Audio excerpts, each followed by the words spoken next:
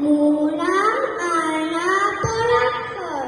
মই এতিয়া এটা কবিতা আবৃত্তি কৰিম। কবিতাটোৰ নাম হৈছে ভূত পোৱালি। কবি